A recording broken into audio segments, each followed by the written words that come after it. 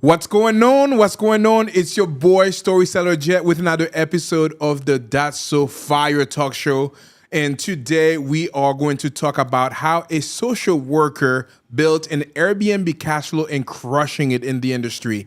If you ever are interested in about learning about Airbnbs or investing in real estate, this talk show is going to be for you. And I pray that this conversation that we are going to have today is going to impact you in helping you grow, both personally, because you're going to be talking a lot about mindset, and also financially, learning about some of the strategies that you can utilize to grow your business today. Are you ready? Let's go, baby. And also, I'm super excited. This is probably, I think, the very first Haitian that we are going to have in the show. I mean, you were born here and doing all of that, but your parents are from Haiti. But super excited, full circle moment, and as a Haitian starting the show here, which is pretty awesome. Yeah. So this episode about to be legendary. Let's go, baby. It's gonna be fire. Eugene, welcome to the show, man. Man, glad to be here, man. Thank you for having me. Absolutely. So let's start by doing a quick introduction of who Eugene Fanfan is. 1000%. So my name is Eugene. I'm an entrepreneur, husband, father. But prior to all that, I'm a regular individual who, thought the American dream was going to school, going to college. So I actually did end up going to college here at University of South Florida here in Tampa. And I'm born to parent immigrants. My dad and mom both from Haiti. So I grew up in the inner cities of Miami, Florida. And now we're in Tampa. So Miami raised me, but now Tampa pays me right now. I love that. Miami raised me, Tampa pays me. Let's go, baby. This is awesome. So one of the very first questions that I typically like to ask people is about their origin story. So how did they get started, and what their entrepreneurial journey looks like? So let's get started there. So what's your origin story? So my origin story, growing up, my whole main thing was to obtain financial freedom, live the American dream. And to be honest with you, growing up, I never anticipated that I was going to actually become an entrepreneur or become a business owner. I thought I was going to work a regular career, have a job, family, house, whole 9 yards, but it didn't end up that way, right? But growing up in the inner cities of Miami, that's what kind of motivated me to become an entrepreneur, because I didn't come from money, right? Unfortunately, my mom did die when I was 9 years old. So things that I went through in my life, statistically, men my age would be either dead or in jail. Right. So I wanted to beat the odds. So I thought the answer was go to college, get a degree, especially with Haitian parents, say go to school à l'école, become a doctor, lawyer. You know what I'm saying? Yeah. But I ended up becoming a social worker. And I thought I was going to make great income, because when you have the college degree, then guess what? Then you made it, right? You're going to have a great job, great career, great income. And it didn't happen that way, right? I felt like I was overworking, underpaid. I'm living paycheck to paycheck. And I thought that I was going to become successful. So that's what kind of led me to become an entrepreneur, because I really wanted to help my dad out and help my family out. And when I realized I couldn't do that with my current 9 to 5, that's what led me to become an entrepreneur. For 2 reasons. One was because of the income, but secondly, to be able to control my time. So that's what kind of got into entrepreneurship. My very first business was I got into the car business because I like cars. So we did that for 6 years. And then I got to a point in my career where I wanted to have more time freedom. I wanted to have a family in the future. So that led me to actually do online businesses, where I got into financial services. And then also right now what I do, which is short-term rental and Airbnb. But I would say my struggles, what I went through, allowed me to become an entrepreneur. We always hear this saying that turn your pain into profit. Yeah. I would love to extrapolate, if that's the word, like on that one specifically, how to turn pain into profit. But let's take one step back. You mentioned earlier that your first job was as a social worker. Can you talk a little bit about that specifically? What were you doing as a social worker? Okay, correct. And I think, I always say this, your current career, because a lot of times, people think that your jobs can't help you on your entrepreneurship journey. And I feel like all my jobs I had, like, I ain't gonna lie to you, like I had about 15 jobs. That's how you know I was Haitian, right? Working hard. I had about 15 jobs in my lifetime. But after graduating college, social work was actually my first job. And that actually helped me in my entrepreneurship journey, because I was actually a caseworker for a mental health hospital facility, where we had to do evaluations on patients to see if they're a good fit for further treatment, to see a psychiatrist. So we did multiple triages. That's what we'll call them. So we'll do multiple like interviews to patients, ask them questions, see if they qualify So I was doing that for about a year. It was very stressful because we did a lot of hours. Like some days we'd do 16 hours, right? But still the paycheck was small. But I did have a passion for it because I was helping people. And what I'm doing now as an entrepreneur, I still get to help people as well too. But also I got some skills that help me, which is learning how to ask the right questions and also being a good listener, which I think you need as an entrepreneur for our skills.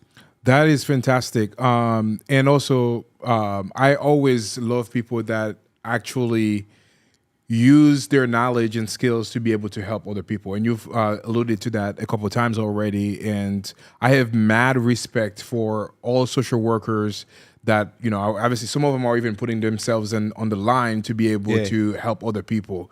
And I would venture to say that you as a social worker working with people that may be dealing with some mental health issues might be like a really tough situation. Yeah. Did you encounter any big issues while you were working as a social worker in the mental health industry? Yeah, I would say a lot, in that, because you're dealing with people that dealing with a lot of stress, bipolar disorder, things, schizophrenia. So I had one of the patients wanted to fight me. Crazy. Like I'm trying to help you and he wanted to fight. But it was because he had like a mental, disorder at the time. But yeah, we encounter a lot of different things, and it's, that field is a tough field, but it's needed, especially now, right? People dealing with a lot of stress, things like that, and then going through a lot of, mental issues. And I think that's something that's important right now, where you can have those conversations with either a therapist or, I think even as an entrepreneur, you need to have conversation with friends or colleagues and, things that you're going through where you can actually express. You don't hold all that stuff in. I think sometimes entrepreneurs, we do hold a lot of stuff in because we can relate to other people that may not be the entrepreneurs. So I think we all need to maybe talk to someone or have someone we can speak to about, any issues we're encountering. Absolutely. What would be your biggest advice to entrepreneurs that might be dealing with a lot of stress and they're trying to hold everything in? What I would say, man, let it go. like let it go. Speak to people. You know what I'm saying? Talk to people, let it out. Because a lot of time, man, that stress could kill you. Stress could kill you. And one thing I think about is in the Bible, and I think the Bible lays out everything for us, even as an entrepreneur, but it says don't have anxiety, don't worry, right? A lot of times we worry about a lot of different things. What if it doesn't go right? As an entrepreneur, you already know, man, like you got to have faith because you go through ups and downs. Like without faith, I don't know how I would make it, but even entrepreneurs, it tests your faith. Yeah. It tests your belief.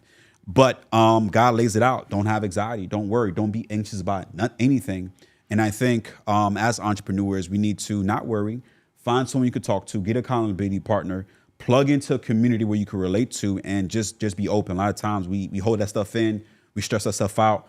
And I think if we implement those things, we can kind of, be better on our journey. Absolutely. Do not be anxious about anything and let your request be made known to God. Correct. Do not be anxious about anything and let your request be made known to God. That was one of my favorite verses in the Bible around anxiety and, and all of that. One of my new favorite verse right now is fear not, only believe. And that was Jesus talking to somebody that literally just had their daughter die.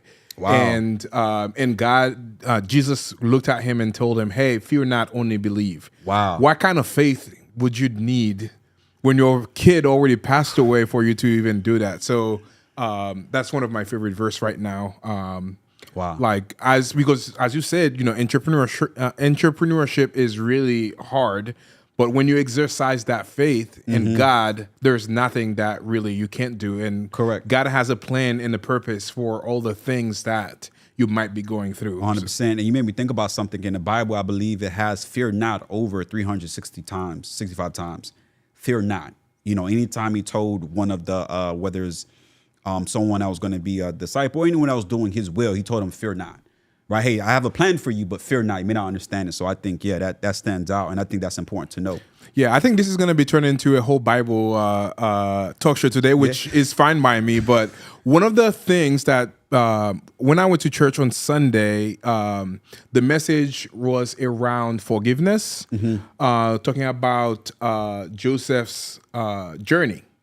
At the end, like how he forgave his brothers and all of that. But for me, being an entrepreneur, that was not my whole takeaway from that. My takeaway from that was Joseph went through a lot of down.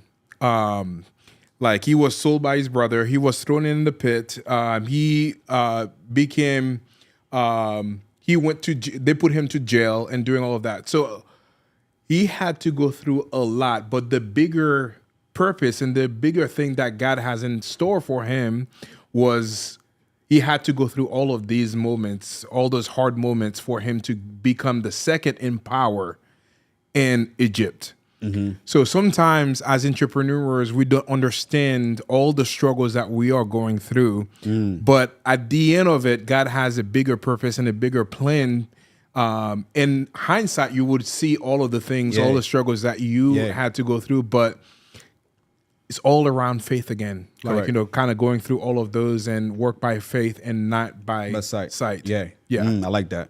Yeah. So that. I had to share that because that was actually very new to me because that's one of the things that they talked about in church just this past Sunday.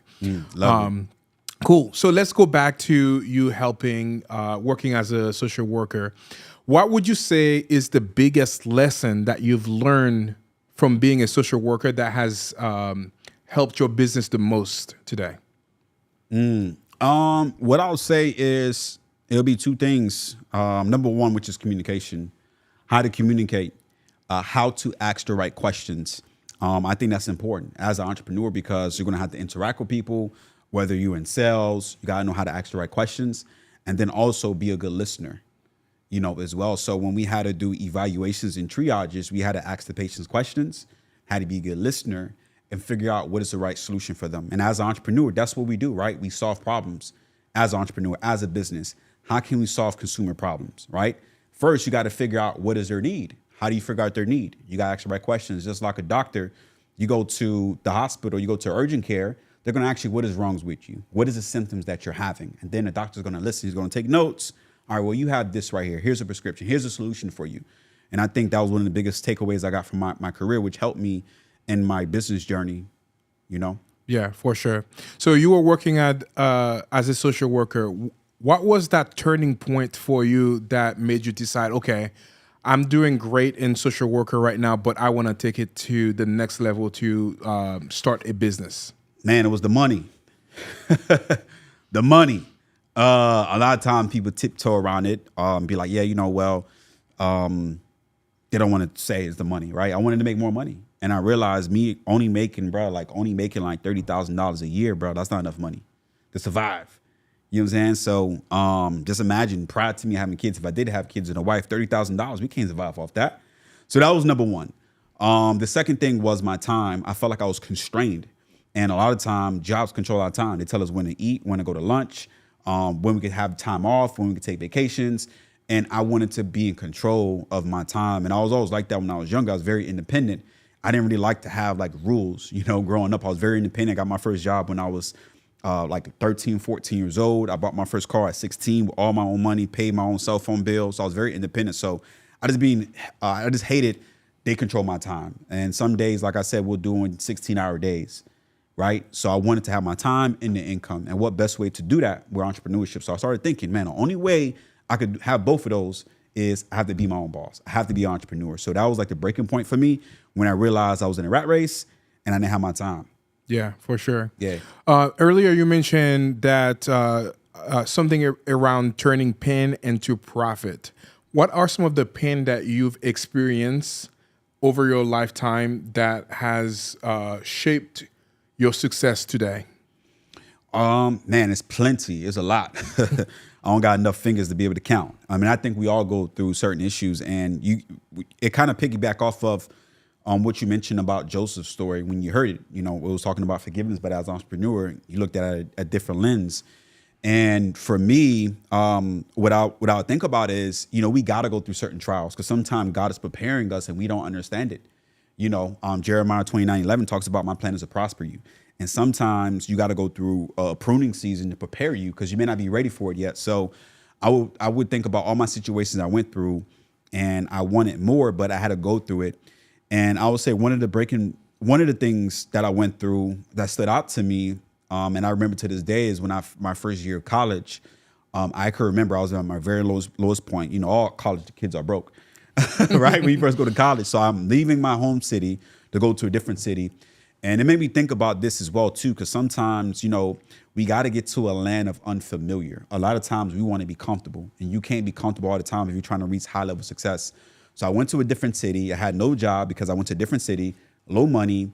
My cell phone got disconnected. My financial aid didn't kick in, right? Because we came in through the summer and my scholarship was not going to kick in until fall time. So I'm just using all my savings I have. I didn't have much of my savings. My dad couldn't really help me at the time.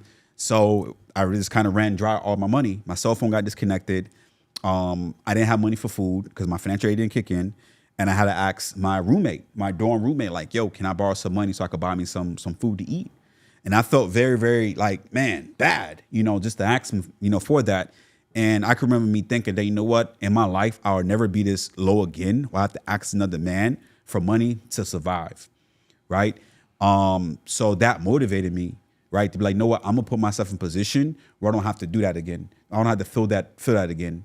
And that's was one of the motivating factors that motivated me to really like become successful. When I realized that when I worked at 9 to 5 after college and I felt like I still wasn't stuck in the same place, I only worked that job for 1 year. I haven't worked a job ever since 2011, ever since, because I got, that taste of corporate America. For me, said I'm out. I'm gonna get straight into entrepreneurship. If it works, great. If it doesn't work out. But that was one of the moments that were pain moments for me because I just went through a lot of struggles at that time. The second one I would say is when I lost my brother. I ended up losing my brother a couple of years ago. He passed away. And that was another thing for me. It was like, man, like, I don't know how I would be able to deal with that if I worked a job. You know what I'm saying? Because it was just kind of tough, like for grieving and stuff like that. So I needed time. And, sometimes when you work 9 to 5, you can't get that. They're like, you know what, man, you got to come back to work this date. If you don't, we're going to let you go. You know what I'm saying? So that's why I feel like, being an entrepreneur, you control more of your time. You got more time for your family, things that you want to do. So those two moments. Yeah.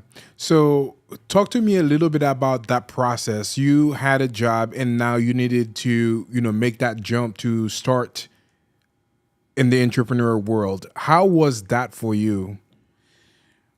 Man, it was scary. Very, very scary. Right.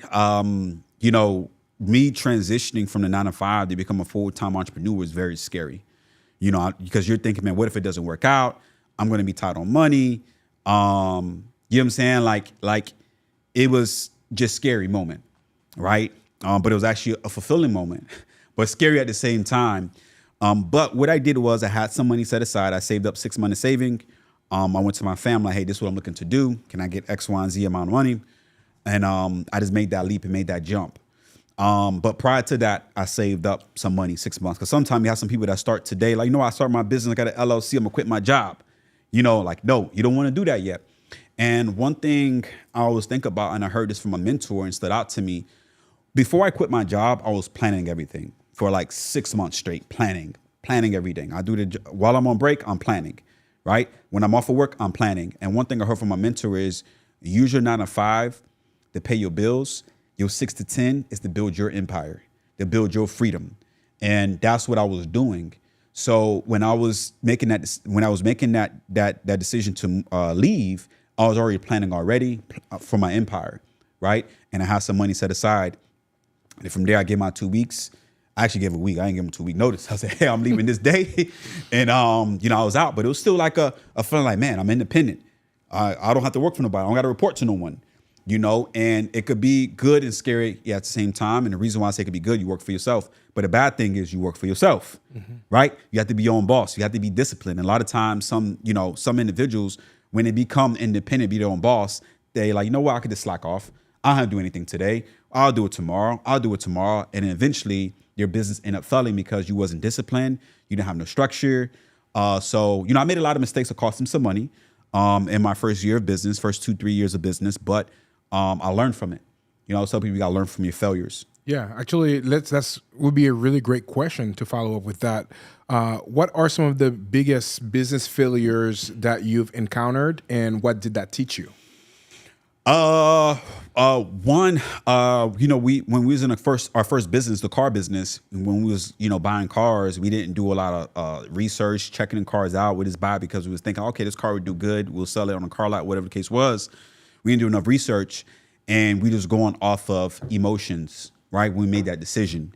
And a lot of times new entrepreneurs make this mistake where you're going off your emotions, right? You want to go off of logic and you want to go off of what makes sense. Right. So that was one of the mistakes, but that comes to having the knowledge. A lot of times we stop learning after high school and college. As an entrepreneur, you want to be learning every day. One of the things my mentor always told me, he said, look, man, the reason why you're not earning money every day is because you stop learning every day. You want to be learning every day. So when we made those mistakes, we learned from the mistake. Cost us money. It was a costly mistake, but we learned from it. And then from there, we went to look to get more information and get a mentor who was successful in a car business to learn from him to better our decisions on buying cars. You know what I'm saying? So I'll say that one of the mistakes, because it cost us thousands of dollars because we lost money on those vehicles that we bought wrong because making a decision off our emotions. You don't want to do that. And even just in everyday life, a lot of times you think about a domestic violence situation, something that may happen, people go off their emotions. And guess what? They end up losing their life. They lose their freedom, all of their emotions. Yeah. Instead of just really thinking. Absolutely. You've touched on that multiple times so far in the show is around mentors. Mm-hmm. Why is it so important to have a great mentor in your life? Man, very important.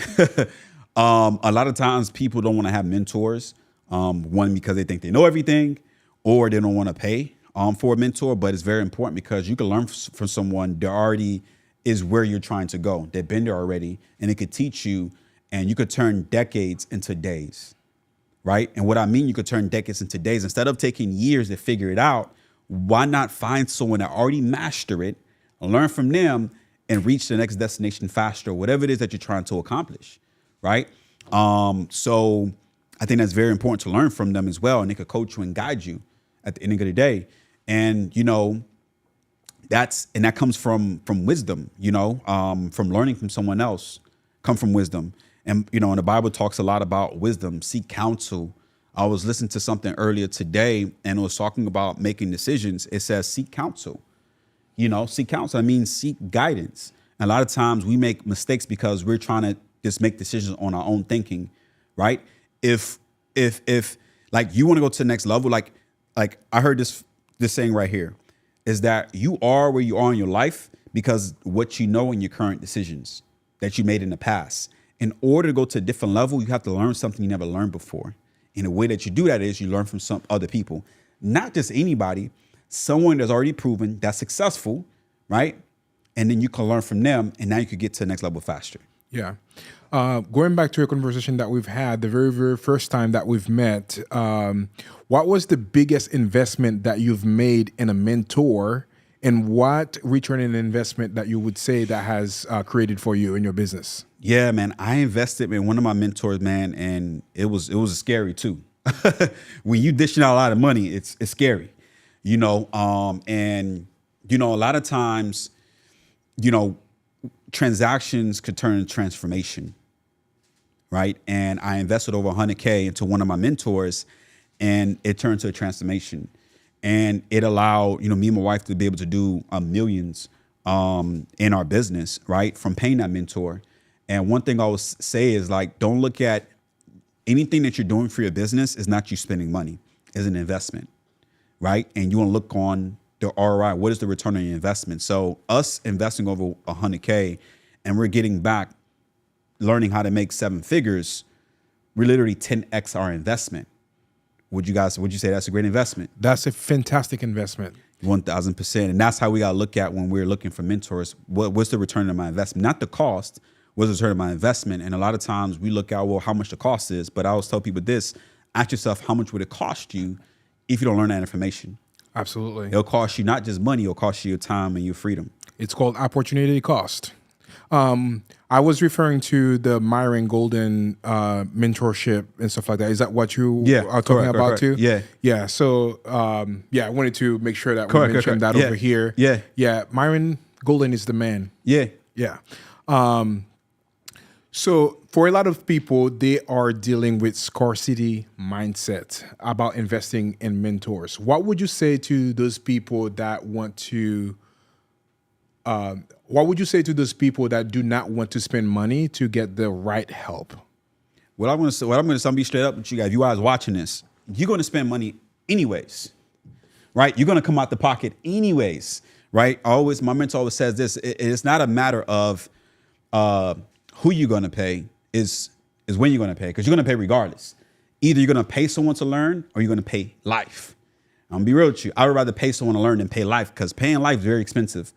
Not knowing how to get your freedom, not knowing how to make multiple seven figures, not knowing the information will cost you the dream life that you desire and that you want. So I'd rather pay for the information. But one of the things I always, say to individuals is that the reason why a lot of us don't want to invest is because what we've been instilled, right? Save money. You can't save your way to wealth. You can't save your way to freedom.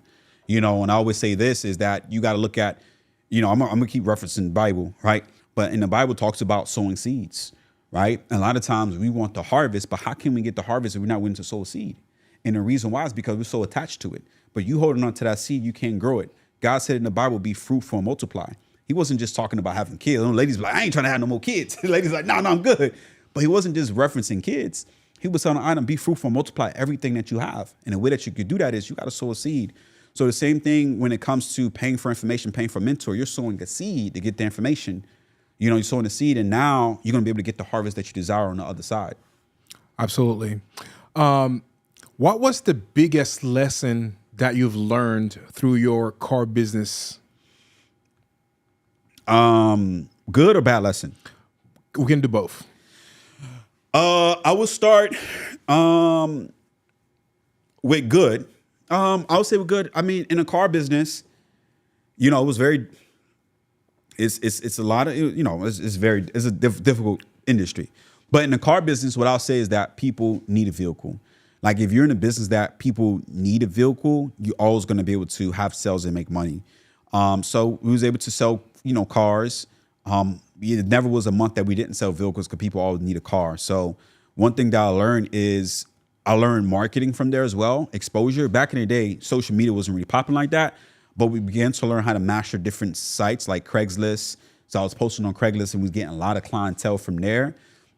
Exposure. So marketing, I'll say from the car business, learning that you got to market. I don't care what business that you in, people got to know you. Like if you want to make money, people got to know who you are. You can have the amazing product, amazing service, but if no one knows about it, you're the best hidden secret. So you got to market. And I learned that in that business. And when I tapped into other businesses, like I was able to become successful because I understood the key thing is the marketing. So I'll say I learned that. The good side. The bad thing I would say is that it was very expensive.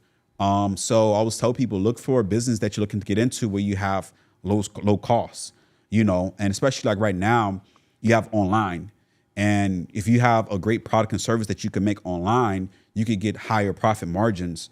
Because in a car game, you're spending $5,000 plus on a vehicle to sell to make, $1,000 to $2,000 in profit. That means you got to have at least 10 cars that you're selling to make at least $10,000 in profit. Very expensive to buy those inventories.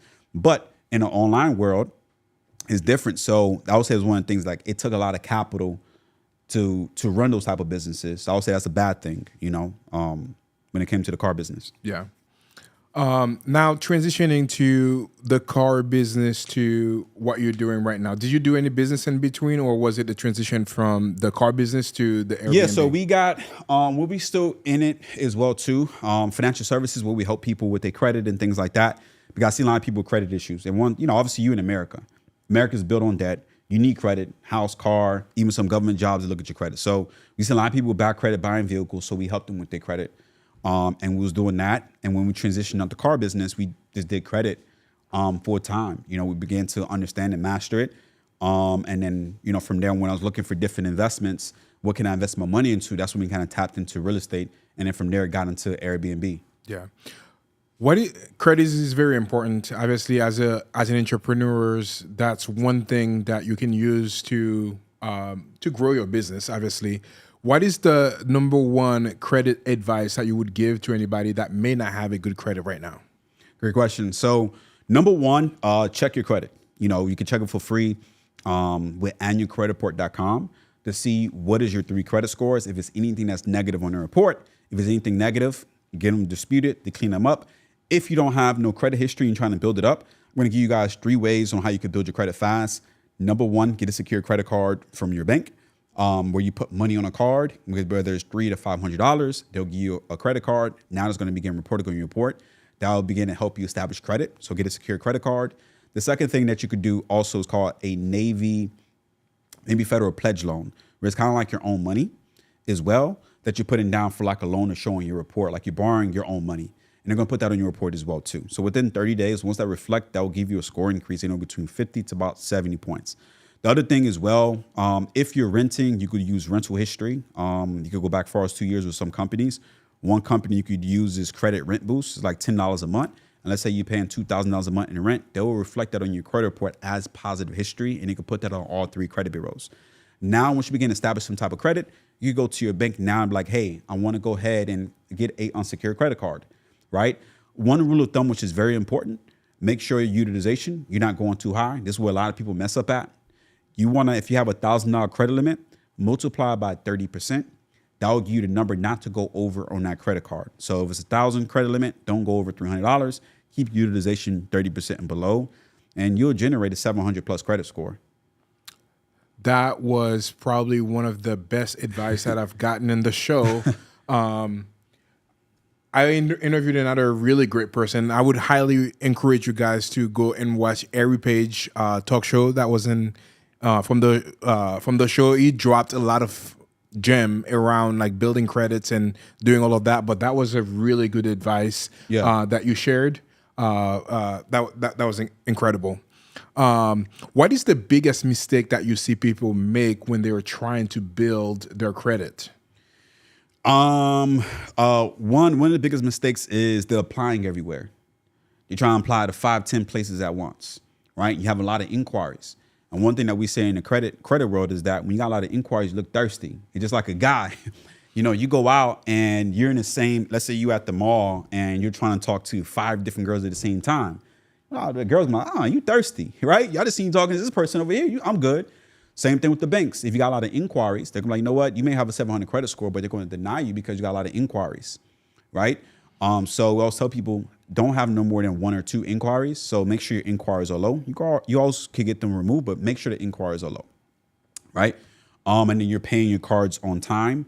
'Cause a lot of times people make the mistake is that they don't pay the credit cards on time or whatever loans that they have on time, and then you get a late payment. You can drop your score anywhere between 25, 50 points just for one late payment that you have. So I always recommend people set up auto pay, and then from there, just keep your inquiries low. Yeah, that was great. That was awesome. So now let's transition to talk a little bit about your current business now. So you worked in the financial industry first, and then now you were doing Airbnb. What made you make that shift from working in the financial industry to real estate?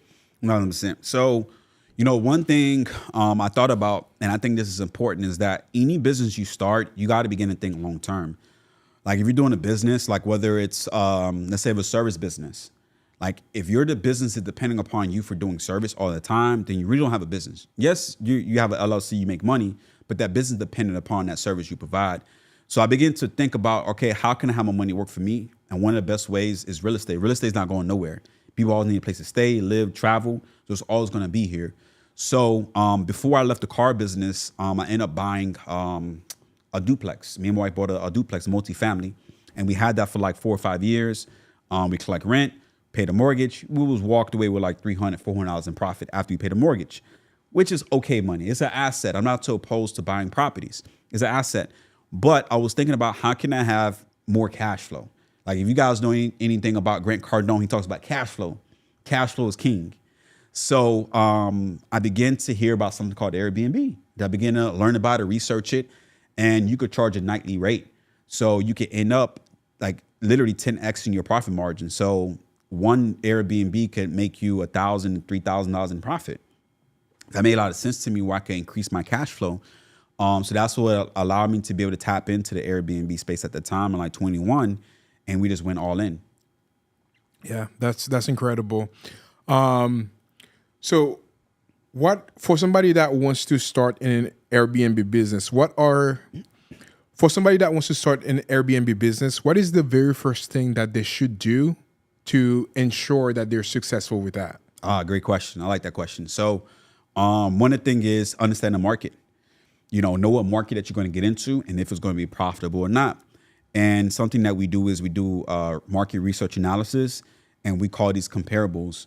And in real estate, like a real estate agent, they use something called the MLS, and they could run comps. Basically, based on the address, it'll let them know what house sold, what's the average price for the particular house based on the address. So same thing we do in Airbnb, based on a particular market, we'll see the average yearly revenue you could earn in a particular house, and then also how the market is performing. So I'll say number one, know the market. How well is it? I'll give you guys 3 sites you guys could go to do market research analysis to see if your city is a good area to do Airbnb or a different city. You could go to matchvisor.com. That's going to be a good one. I'm going to give you guys the top 3. Matchvisor.com, B&B Calc, which is my favorite because it gives you a breakdown on your profit after your monthly expenses. And then the other one's going to be called airdna.co. And that's going to allow you to plug in a particular address in the city market to do market research analysis. Very important, because I see some people make the mistake. They just get into Airbnb. Okay, this person said I could do Airbnb. They get the unit and they can't make no money, right? Because you didn't do no market research. Yeah, I'm going to follow up with that question. What is the biggest mistake that you see most of your students make when they are thinking about starting an Airbnb? One of the biggest mistakes is trying to put it under your personal name when it comes to doing it. So what we do is we do rental arbitrage, but we're able to rent the property under our business name. So we get our LLC first and corporate our business, get our business set up. And then from there, we let the landlord know, hey, we're looking to do Airbnb and short-term rental up front, so they know what we're doing. A lot of mistakes people make is that they don't tell the owner, they get a 12-month lease. A couple months later, the owner finds out, kick them out, and they pay a lot of, had to pay a lot of money in fees. So I'll tell people, the number one thing you want to do is get your LLC, right? Let whoever know you're reaching out to, hey, I have a short-term rental company. I wanted to know if you allow us to do short-term rental. We will rent it from you for 12 months. And then also we'll manage the property, make sure our cleaners maintain the property. So that way the owner have a peace of mind. When we begin to teach our students this, like they get yes left and right from owners. I'm really glad that you talked about that because I think this is a good point to make. So is it for people that wants to start in the Airbnb business, do they have to only use houses that they own, or they can they rent it from somebody else and rent it? Great question. Yeah. So yeah, you can rent it from other people. You can rent it from a landlord to do it. That's what we do now. We've been able to build a 7-figure business doing that, where we rent all of the properties to do Airbnb. And that method is called rental arbitrage, where you rent a property from the owner with permission to actually sublease it and sublet it out. And now you have permission to actually do Airbnb with that particular property. Yep. So what are some of the steps if you wanted to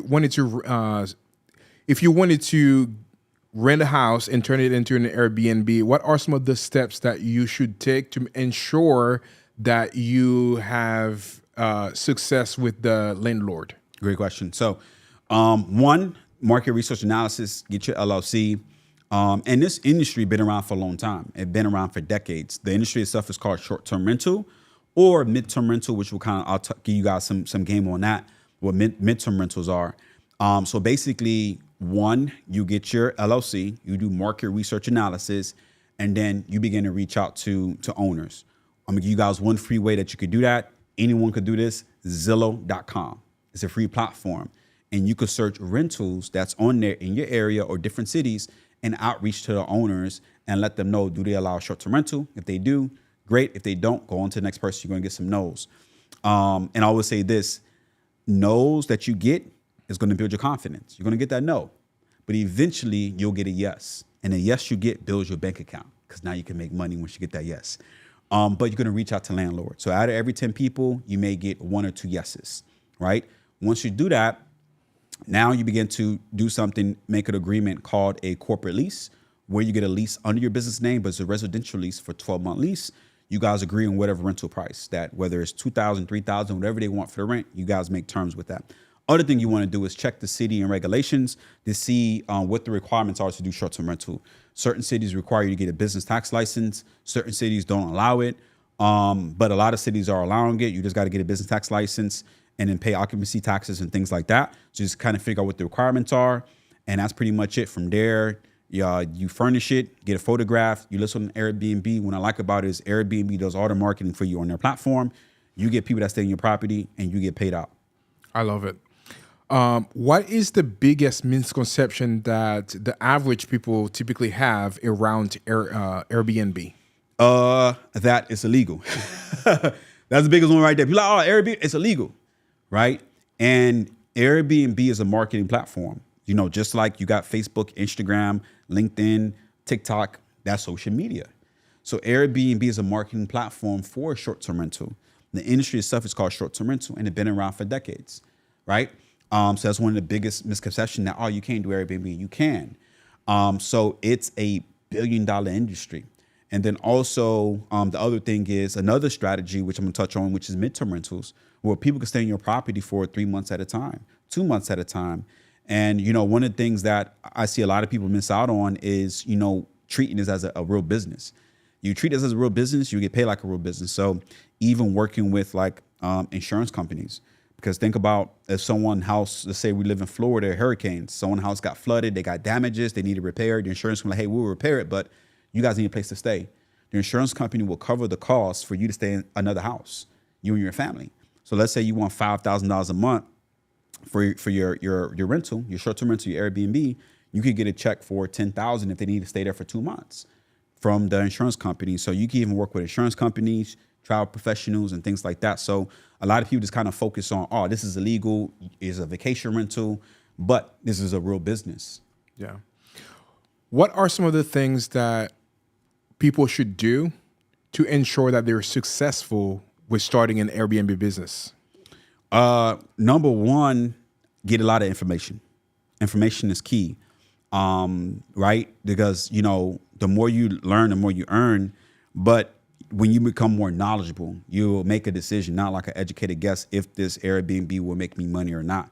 So number one, do a lot of market research analysis, get some advice, understand the market, and then kind of see what's going on, what's needed, and how to maximize doing the business, right? Before you just dive into it.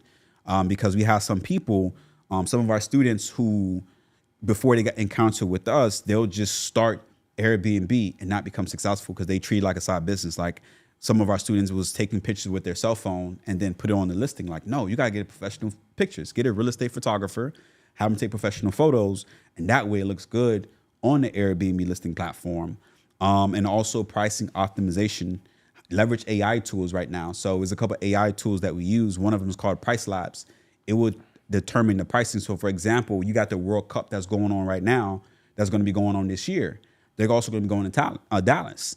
So what we did is we linked up the AI dynamic pricing tool with our mentee Airbnb listing.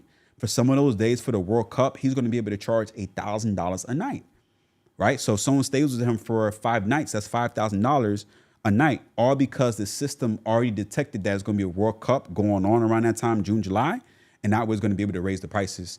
So it does it kind of thing about a hotel, but most people that are amateurs, they always like get started on Airbnb, not get that dynamic pricing tool, the link to the Airbnb, to make sure they maximize their earnings and profits. Yeah, that's really great. For somebody that, like for me, I've never invested in Airbnb yet. If I wanted to start today, what are some of the things that I can do to get started and be successful in the business? Yeah, if you want to start today, I'll say now is actually one of the best times to actually start. So number one, get your LLC, market research analysis, and figure out the top producing markets. So look at the top 5 markets. Florida, obviously we live in Florida, top 5 markets. Cities in Florida, you got Tampa, you got Miami, you got Georgia, Atlanta, Georgia, Savannah, Georgia, you got Texas, right? You got California, you got Arizona, and you got Nashville, Tennessee. So you want to look at the top 5 producing markets. And then for our states, and look at the top producing cities. And then from there, begin to do market research analysis. So that way, you know what, I'm looking at a market, I know it's going to make money. We live in Florida. So for me, it's like, hey, Florida's going to be number one. So yeah, now is the best time. We have something called peak season. Every business have this, right? You got your highs and your lows in your mid-season. So all big corporations like Walmart, big corporations and stores know where in their peak season are. Like Target, around the holidays, they're gonna make a lot of money. You got Black Friday, you got Christmas. So they make a lot of money during those times. So same thing with Airbnb. We got peak season from November going in all the way to summertime. Here in Florida, we do make great income, right? Because November, Thanksgiving, December, Christmas, January, you got spring break, New Year, people are still traveling, and people will pay a premium price. So I would say now is the best time to actually start looking to get started when it comes to Airbnb. But not even just that, Airbnb is valued at $80 billion, right? When people say, man, Airbnb is illegal, X, Y, and Z, like Airbnb is not going nowhere, right? Number one, you gotta understand, if it's a big corporation, who makes money on the back end? The government. Uncle Sam, like, hold on, you making all that money? You need to get some of that. Stay in business, because obviously it's a business, right? Taxes and things like that. But what Airbnb is doing, as far as the marketing platform, I'll tell people, Airbnb themselves is not in the hospitality business. They're in an experience business. And they're doing something that no other platform is doing. And you want to get in. We literally, me and my wife met with one of the reps at corporate last week. And they were just sharing things with us that we didn't know about. They have a luxury version, a luxe version of Airbnb. Wow. Right? Like high level Airbnbs, right? So, and people are paying $2,000, $5,000, $10,000 a night sometimes to stay on there. So, you know, it's like, I kind of look at it like this, kind of think about it. People was able to invest into like Bitcoin when it first was popping, right? When it first came out, people made a lot of money. We're still in that phase right now with Airbnb. You get into the right market, the right area, you'll begin at the right time, because we're still early in it. I mean, they've been around for a long time, but we're still early where Airbnb didn't even scratch the surface yet and where they're about to go. Yeah.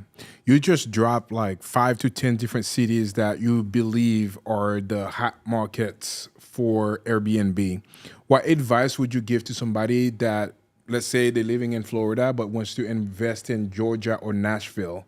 What advice would you give them as they want to grow their business outside of the states that they're in? Yeah. One thing I learned from one of my mentors is start local and then grow global, right? Start in your local market first. If your local market is good, start there first. That way you can see the products, get the hang of it, and therefrom go global. So that would be my advice. Don't just go in a different city and market first, you know, because you hear all this stuff about it. It can be more difficult, especially for new individuals. Like right now, a lot of people are talking about international Airbnbs. Not saying you can make money, but we tapped into it. You know, we got into some units in Tulum, Mexico, and it's a very tough market because the way they have certain things is very different than the States. Like you got to get water trucks to fill up the well for water. There's a lot more maintenance and requirement for managing it. But a lot of people talk about, international, but it's a lot. I'm like, man, it doesn't make sense. Why not just invest in where we are in the US? People travel here all the time and make it a little bit easier and still make great income. So I would say, if you're thinking about going outside your market, see if your market is a good area first. If it is, start there, then go global, you know, because you'll have to travel and things like that when you're trying to set up your first Airbnb outside of your state. Yeah. What are some of the things, if you do go global, what are some of the things that you can do to ensure, because you're not there physically, what are some of the things that you can do to ensure that you are successful in those outside markets? Oh, number one is with technology. Leverage. Like this keyword right here is going to be leverage. My mentor told me this. I'm gonna give you all the game here. I'm not gonna leave anything behind. I'm gonna leave it all here on the table right here. Leverage is gonna be the key word. Leverage everything. My mentor said this: if you're not leveraging something, somebody is leveraging you. 9 times out of 10, your job is leveraging you. So you gotta know how to leverage other things. So with technology, leverage it. Right? You got a smartphone, that's $1,000 phone. That phone should make you money. So let's say you got an Airbnb looking to set up out of state. You got technology. You got Ring cameras that you can set up. You got smart locks. So some of the units that we have that's outside of state, we have Ring cameras. So we can see when the guests are checking in and what's going on with the property from the palm of our phone, literally from our phone. We can be outside the country. Me and my wife last year, we were on a 7-day cruise and we can see everything that's going on with our properties literally from our cell phone. Literally, right? And then the smart lock. So the guests could check themselves in. So if a guest is trying to check into the Airbnb at midnight and you sleep, they already have the code to check themselves in, right? So leverage technology, it makes it easier. And one thing we always tell people, have the right system. Have a check-in system. You have your technology system. You could get your handyman, your cleaning team and all that, but have the right system, right? System stand for save yourself time, energy, and money. The name of the game is leverage. Like, don't be that person that's trying to do everything. Learn how to delegate and learn how to leverage systems. If you guys know how to master those two things, you'll make great income and you'll have more time for yourself. Yeah. So obviously, investing in anything is not always fun or like roses. Yeah, yeah. Investing is not always roses. Correct. What are some of the things that people might experience as it relates to failures if they don't set everything properly? What are some of the things that they should be aware of that could potentially be potential pitfalls for them as they start their Airbnbs? Great question. So I see a lot of individuals make the mistake right here, where literally they literally would not set up for rainy days, right? And you want to think as an individual, you want to save up for rainy day, have savings. So you may have peak season, you make a lot of money, and then you blow all that money, and now you have a rainy month, you have a slow month. Now you're trying to figure out how I'm going to pay bills, how I'm going to pay the rent and things like that. So I always tell people have reserve. So we like to do what we tell people is leverage credit, leverage business credit. So that way you can set up some money for reserve. You're not using all your cash. So I see some people use all their cash, and when they got a slow month, now they can't pay the rent. Now they're stuck.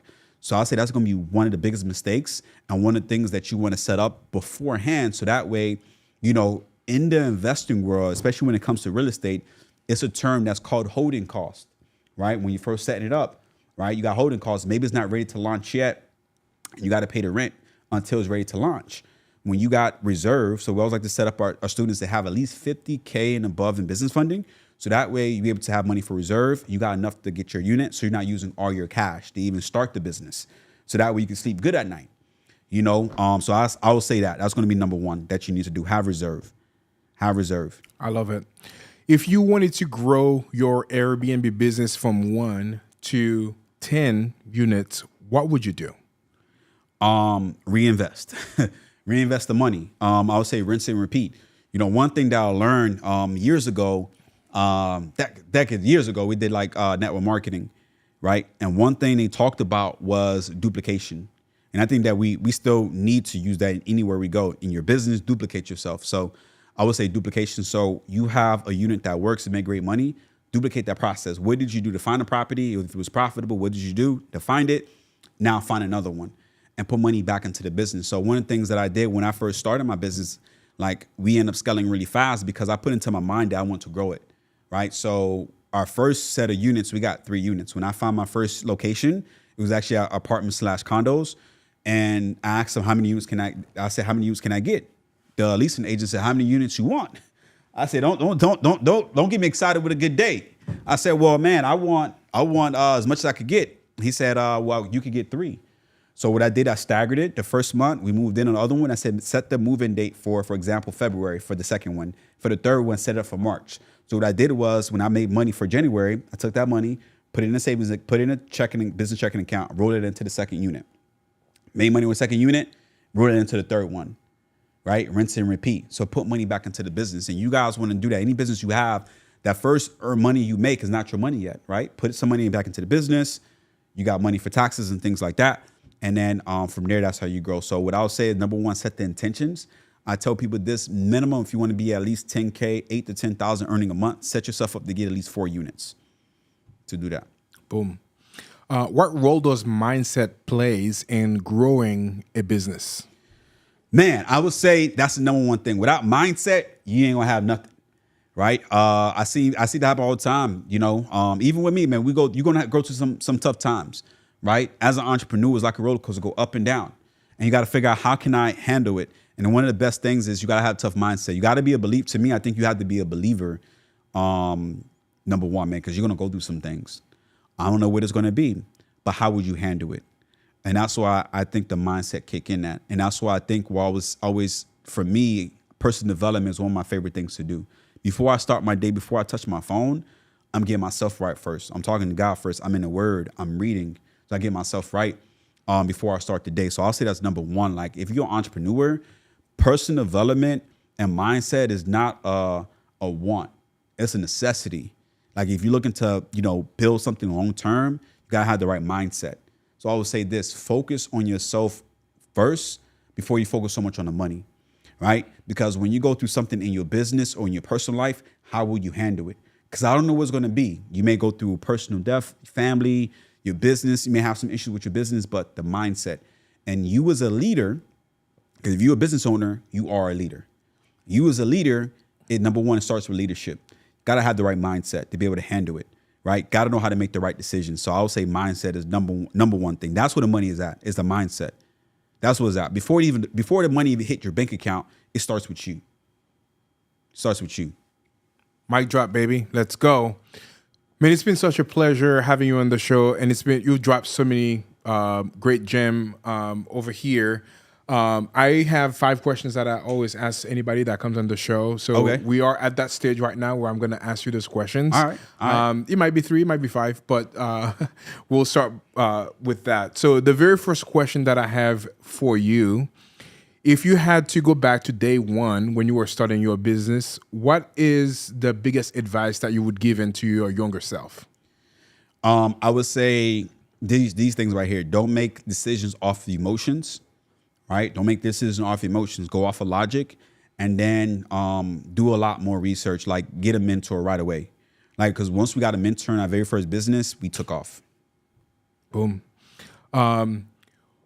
What is the $1 million advice that you would give to anybody? What is the biggest thing that has made the biggest impact on you and your business? I would say this right here would change everything for you. I would say your environment, right? You got to get in the right rooms. A lot of times, we hold our own self back because we're hanging around the wrong people. Once you plug yourself in the right environment, everything will change because you get to learn from other people. Never be the smartest person in your circle. Be the dumbest person, right? Get in rooms where people are doing better than you so that way you can learn from them and it can push you. Because when we begin to get in different rooms that made us uncomfortable, man, everything changed. So what I would say is get comfortable being uncomfortable, being in different rooms. Absolutely. If you had to go back to day one, what is one thing that you would have changed that you think would have made the biggest difference in your business? What I would say, not let fear hold me back. I'll say, man, go all in. I think we all have those fears and doubts. Go all in. You said this earlier, fear not. So I'll say if I would have went all in anything I was doing and not worry about it, what if it didn't work or worried about what other people may say, I think we really took things to a whole nother level. So go all in. I would have went all in. Yeah. What is one book, resource, or a person that has made the biggest impact on you and why? I would say this book right here, man, is a game changer. The 10X Rule by Grant Cardone. Because I got to a level in my car business where I thought I was really doing something. And this as an entrepreneur. And it wasn't until I went to a networking event. I got outside my comfort zone. I went to a business event in Georgia, caught a flight, went and didn't know nobody. And I entered, when I was in the networking section, this one lady told me, hey, do you know Grant Cardone? I'm like, nah, that was like 2016. And then she's like, well, here's a free audiobook. Listen to it. I listened to the 10X Rule. It turned me up. He was talking about 10X everything because I was doing everything average level.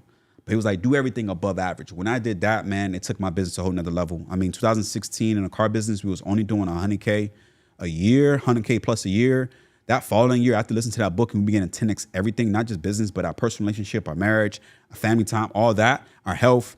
Man, we went to doing like 7 figures in revenue the following year. So 10X Rule by Grant Cardone. I love that. You touched on that a little bit. You're a family man, you married. How do you balance personal life with business? Man, you have no balance. Zero. You're never gonna have balance, man. But you have seasons. Just like you got fall, winter, spring, winter, summer, you got seasons. And I would say conversations. It's never gonna really be balanced, And a lot of times I think that as a new entrepreneurs, they look for balance and they drive themselves crazy. You're not gonna have balance. Try to, give every area 100%. It's not gonna be perfect, and don't beat yourself up. But understand, like if you're really trying to go to the next level, never look for balance. Go all in. You're gonna have some late nights, some early mornings. You may have some missed events. Your family may not understand at the time, but not gonna be no balance. But what I would say, just have conversations. Let everyone know what's going on, what you're trying to do, what you're trying to achieve. So that way they understand why you're missing. Like, man, I don't see you no more. You know what I'm saying? I don't see you at the people like I don't see you at the club or I don't see you at the bank. But it's never gonna be balanced, I would say, man. It's not easy, having kids, having a wife, but just be present as much as possible as you can to be there. Absolutely. Such a great conversation with you today. Now let's talk a little bit about legacy. What is the next 5 year looks like for you? Man, great. I like that question because my movement is called Team Legacy. That's what we call our group and our movement, Team Legacy. So for me, man, right now, my mindset is just really what can I set into place that I can pass down to my kids and make sure that they're set up, So when it comes to different investments, making sure we're setting up other passive income streams as well too. So that way we could pass things down, and then not even just pass things down monetarily, but pass down wisdom. So for me, I'm looking to learn as much as possible. So that way I could pass down wisdom and information to my kids, whether it's principle and morals that I could pass down, that they could pass down to generations as well too. But the other thing is, number one is making sure I'm leading by example with how I am, and then also passing down legacy. Number one, making sure they know about God, number one, and then passing down his principle and morals, and then setting them up for success. Yeah. Since you really love that word legacy, what do you hope your legacy be when all of it is said and done? Great question. So what I would say is, what is I'm going to be known for? What is I'm going to be known for? At the ending of the day, money comes and goes. I would say never get attached. We need money. Don't get attached to it. But what is it going to be known for? So my thing is, how many lives can I impact? I want to impact 100,000 lives because, that's what people remember you by. The legacy. What did you leave behind? So for me, it's really about making an impact. How many lives can I change? Who can I bless? And I want to leave this mark, like on earth, like want to leave a mark. Absolutely love it. There's one thing I always ask people when they come to the show and, showing all the beautiful tats that they have. Yeah. What's some of the stories behind some of the things that you... So I have a lot. So I have my mom name. Obviously, my mom passed away, so I have her name. I have some scriptures, Psalms 23:4, as I walk through the valley of shadow of death. And, a lot of them are scriptures. A lot of them have meaning, except one of them. I want to get off this one. It said guardian angel, but it's a crazy tattoo, but I want to get this off one day. But this one here, this is when I got baptized, 2012. And this is when I took that leap of faith to go full time as an entrepreneur in my car business. And you got to have faith, man. So if you guys are watching this, you think about becoming an entrepreneur or you're a current entrepreneur, you got to have faith. So this says faith. And this is Psalms 27:1. So basically not having no fear. Is like you mentioned, not having no fear and having faith. So this, when I went full time as an entrepreneur, this was my last not last one. I got another, my wife may get another one of an anniversary date. But this was my last one I got that I really wanted to get. But this was embarked me to what, if I have any doubts and moments and struggles and fear, I went through a lot of trying times in my very first business. I look at the scripture. Now, no lie, it'll get me through the day. You know what? I'm going to have faith. I'm not going to have no fear because guess what? God's going to make a way. Absolutely. With me spending, more times in the Bible, I feel like that's a recurring thing. Faith, faith, faith, faith, faith, faith, faith. Faith is everything. And the Bible says too, if you have the faith of a mustard seed, you can move big mountains. Mm-hmm. All the big hurdles or the big things that you may be on your way, if you have the faith of a mustard seed, you can move big things. So I'm glad that you shared a lot of that on the show. And that is something that I've seen that is recurring in the Bible through all of the stories. Like when you think about Joseph, you think about Moses, you think about all of those people that did incredible things in the Bible. One of the commonalities are they had faith. So if you want to start your business and you want to do that, piggyback to what you just said, you have to have faith. So last question that I have for you, for the people that is watching this that may be interested in learning more about your business and about you in general, how can they get a hold of you? So if you guys want more information, more free game, you guys could follow me on Instagram, Miss Eugene Fan. On IG, Facebook, Eugene Fan, and then also our team, me and my team, we do free classes. You guys could tap in at bnbsummitlive.com if you guys want more free information about how to get started in Airbnb. So Yeah, that's actually a really good point. You do webinars all the time. When is your next webinar, and how can people tune in? 1000%. So we do on weekly. So every Thursday, we do weekly webinars, so you guys could tap in, and then once a month we do like 3-day virtual events, free events you guys could tap into. So Yeah. When is the next challenge? we're doing at the event? ending of the month. So February 24th to the 26th. Cool. So every month we do a 3-day virtual event. Yeah. Boom. There you have it. Well, Eugene, such a pleasure having you on the show. You dropped the 1000%. knowledge. You shared some really, really, really, really good stuff here. Super excited. And as I begin this show, I said I pray that some of you guys listening to this will take away some really great nuggets that could potentially transform your life. And I hope that Eugene was that vessel today to really, share his knowledge and wisdom with you guys. And thank you for tuning in. I hope you guys stay blessed by the best. Let's 1000%. go, baby. 1000%. That's so fire. Make sure go. you follow this guy on social media. Let's go, baby.